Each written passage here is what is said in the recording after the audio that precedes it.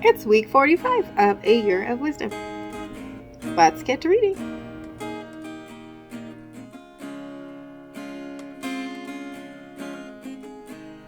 Day 315. Job 11. Then Zophar the Naamathite answered and said, Should so many words go unanswered? Is a man justified by his lips?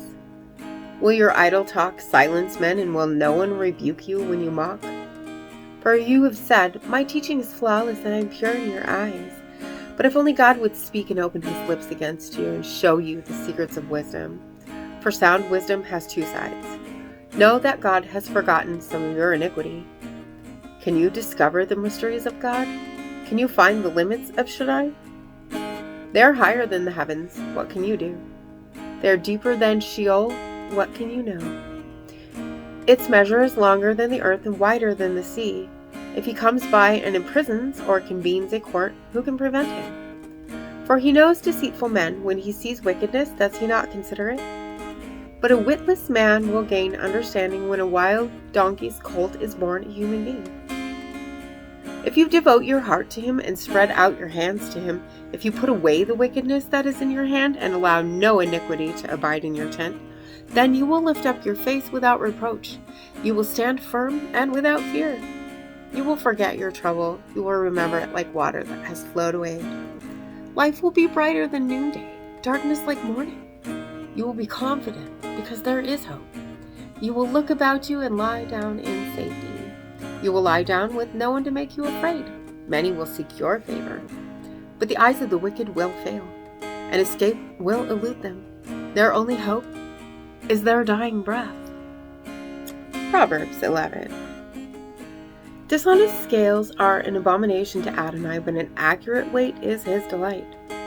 When pride comes, then comes disgrace, but with the humble is wisdom. The integrity of the upright guides them, but the crookedness of the treacherous will destroy them. Riches make no profit in the day of wrath, but righteousness delivers from death. The righteousness of the blameless man makes his way straight, but the wicked man is brought down by his wickedness. The righteousness of the upright delivers them, but the treacherous are trapped by their desire. When the wicked dies, his hope perishes, and the hope of the strong vanishes. The righteous is rescued from trouble, instead it comes on the wicked. With his mouth the ungodly destroys his neighbor, but through knowledge the righteous will be delivered.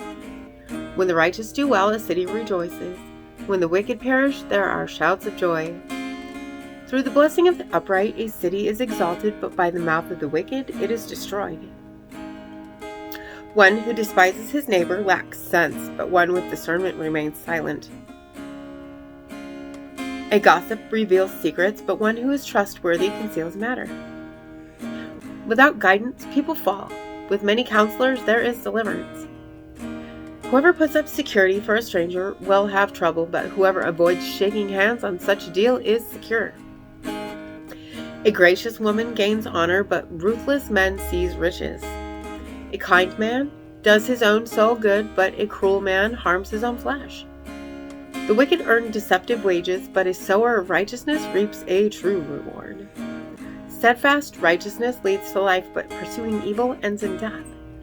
Perverse hearts are an abomination to Adonai. His favor is on those blameless in their ways. Be sure the evil will not go unpunished, but the offspring of the righteous will be delivered.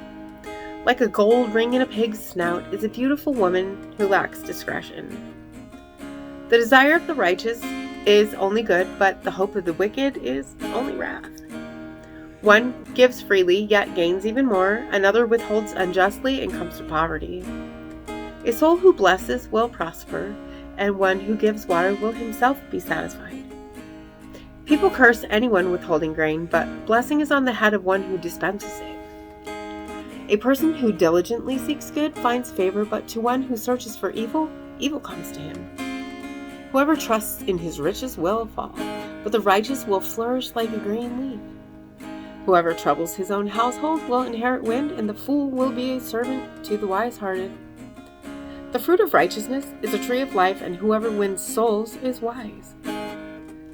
If the righteous is rewarded on earth, how much more the wicked and the sinner? Ecclesiastes 11. Cast your bread upon the waters, for after many days you will find it. Give portions to 7 or even to 8, for you do not know what disaster may happen upon the earth. If the clouds are full, they empty out rain upon the earth. Whether a tree falls to the south or north, the tree lies wherever it falls. Whoever keeps watching the wind will not sow, and whoever gazes at the clouds will not reap. Just as you do not know how the Spirit passes into the bones in the womb of a pregnant woman, so you do not know the work of God who makes all things. In the morning sow your seed, and in the evening do not let your hand be idle, for you do not know if this or that will succeed, or if both will prosper together. Light is sweet, and it is pleasant for the eyes to see the sun. For if a man lives many years, let him rejoice in them all, but let him remember the days of darkness, for there will be many. Everything to come is obscure. Rejoice, young man, in your childhood, and let your heart cheer you in the days of your youth. Walk in the ways of your heart and in the sight of your eyes, but know that for all these things God will bring you to judgment. So banish anxiety from your heart and cast off distress from your body, for youth and prime of life are fleeting. And, as always, thank you so much for being here today. If you haven't already, hit that subscribe button right there, and click the bell if you want notifications. And hit that like button too. And I will see you tomorrow.